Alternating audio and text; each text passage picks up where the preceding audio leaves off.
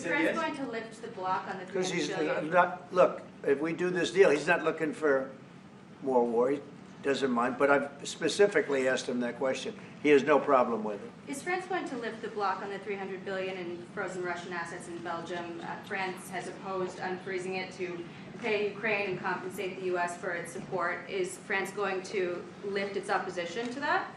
This is, we speak about frozen assets. We already use them to back precisely the loans negotiated at the G7. And it's part of the sanctions, so it will depend on the follow-up of the discussions. But clearly, we respect international law. It's just frozen assets now. You can take the proceeds of the frozen assets, but you cannot take the assets themselves because it's not respecting international law, and we want to respect international law. How is one different than the other? If you can take the proceeds from it, how can you not take Because it's very different. You keep the assets, you take the proceeds because they are paralyzed in a certain way. You take the proceeds during the wartime, but you keep the assets, and it's part of the negotiation at the end of the war. Because, this war costed all of us a lot of money. And this is the responsibility of Russia, because the aggressor is Russia. Should the U.S. be compensated? So at the end of the day, this frozen asset should be part of the negotiation, all in all. Will France support the U.S. being compensated?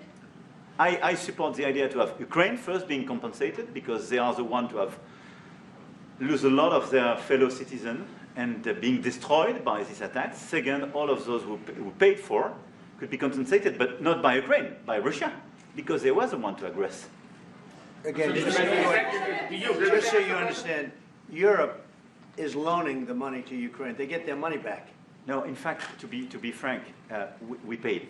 We paid 60% of the total effort, and it was through, like the US, loans, guarantee, grants, and we provided real money, to be clear. We have 230 billion frozen assets in Europe, Russian assets, but this is not as a collateral of a loan, because this is not our belonging. So they are frozen.